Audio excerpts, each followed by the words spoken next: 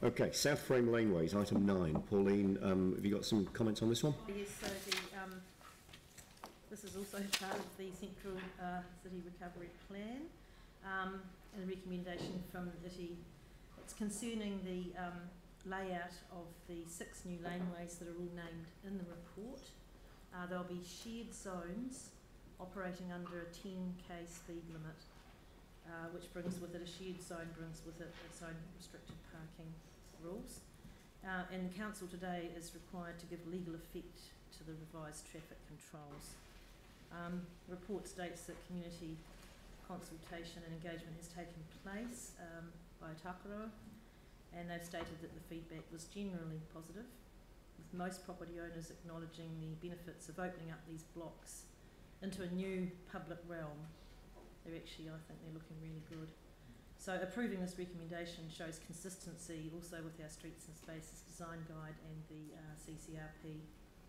It'll then allow for any required enforcement, should it be necessary, once the appropriate signage has been installed. So I'm happy to move this, and the committee was supportive. Okay, so moved by Pauline, seconded by Mike. Are there any questions on this? Yes, I've got one, Andrew. Yep, go ahead. Right, just in regards to the report, it makes reference in a number of places, 5.14, and also there's other parts of the report. It makes reference to this being done for pedestrian and also cycling activity and priority. And I just wondered whether we have any safety audit around the ability for people to cycle through these laneways. Because it would seem to me that they're not the sort of places we want to be encouraging cycling activity. And I just wanted to check whether we really want people cycling through these laneways.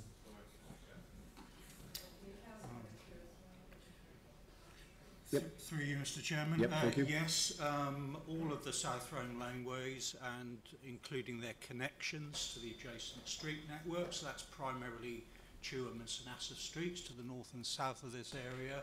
All of those laneways and the development of the designs have been safety audited at the various stages. The whole principle of the design of them is to enable shared space between cyclists, pedestrians and legitimate servicing vehicles, which we expect there to be there for a limited amount of time in order to service the mixed-use developments within it. The signage supports that, and so the whole principle of the thing is to actually enable cyclists and pedestrians to access that area, to access those premises, and to do so in a safe manner. And just to be clear, the speed restrictions will apply to the cyclists as well? Yes. Right. And how is that enforced? Primarily enforced through the design of the laneways themselves. Those parts of the laneways where we're not expecting vehicular traffic to be there, effectively it is very difficult for a motorised vehicle to enter those. The remaining laneways that are primarily before council this morning, the design of them lends itself to a low speed shared space environment. Our hope would be that that is broadly a very self-explaining and therefore self-enforcing lower speed environment, but the resolutions before council this morning would enable council officers to enforce that speed limit if it was deemed to be necessary. Right, and just the final question, I understand there's been some concern with the eastern frame, and just I don't know whether there's been any feedback or safety auditing of the pathways through there, but just the combination of cycling, pedestrian, cars. Is there any ongoing program of just monitoring the design and ensuring that if there are any safety things that they're addressed? Yes, absolutely, through you, Mr. Chairman.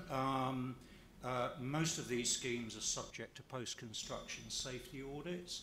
The laneways network in the central city is new, and drivers developers are and road users are getting used to that environment now, and so with these new laneways, there is a need for us to continue to monitor them. As far as the East Frame is concerned, some of those laneways through the East Frame are not yet complete at the present time, so you'll still see some bollards there at the moment, while some of those sections of laneway continue to be vested by Otakaro with council as legal road, and so yeah, we will continue to monitor those, particularly from the point of view of safety. Great, thank you. So Sarah and then back to Dion. Sarah, you all right? Dion. A question on this one is the example that's happened outside the terraces. We did use that shared zone sign with the cars in it. We ended up having just cars, and they were driving down Cashel Street, and it didn't really work that well. And now we've just taken that sign down and put the just authorised vehicles only sign there. Are we going to? Well, what mitigations have been done to avoid rat running? Is my big question here between Chewham Street and St. Asaph, and for people to avoid the main arterial or the main roads? That is again primarily through the layout of the laneway network there. Because of the 10km/h speed limit, which will be enforceable within it, because of the nature of the fact that any driver coming through there should be expecting to meet pedestrians, cyclists, and in increasing numbers as those developments take place there. Generally, it will be an unattractive shortcut for motorists through those laneways. It's not going to be made easy for them to drive through there. The reason we're permitting vehicles in there is for legitimate servicing to the premises.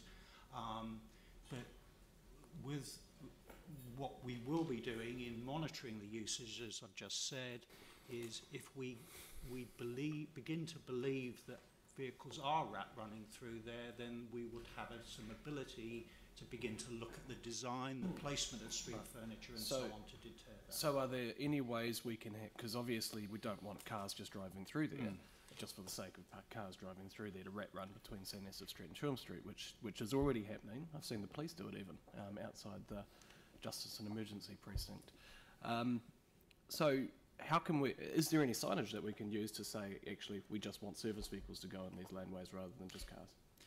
Those are the resolutions before council this morning. But the signs don't it does necessarily make clear that it is for legitimate servicing vehicles, and that is pretty much the environment that exists on Oxford Terrace, which you referred to. The resolutions before council this morning enable council enforcement staff to enforce that. And so, yes, there would be further tools before council if we felt we needed to recommend to you additional enforcement on those laneways, then we could come back to council as a result of that monitoring and recommend to you further traffic resolutions if we deem to them to be necessary. Our hope is that we won't. Thank you. Jimmy. Okay. One question regarding to attachment B, particular consultation with those key stakeholders. What is the result? What's their response? Thank you, Mr. Chairman. I think in the Otakaro letter, the response to most of these proposed resolutions and traffic operations there was broadly positive from those directly affected landholders and businesses and so on. And of course it's also important to bear in mind that the laneway network has been developed under the South Frame planning framework, so those developers and those landowners within that area understand what the purpose of the laneway network is, and so these are just merely the traffic measures to enable us to enforce that. So the general response has been broadly positive to the way these are planned to be operated. Okay, thank you. Thank you. Okay, so this has been moved and seconded. Is there any debate on this? I'll put the motion. All those in favour say aye. Against? That's carried. Thank you.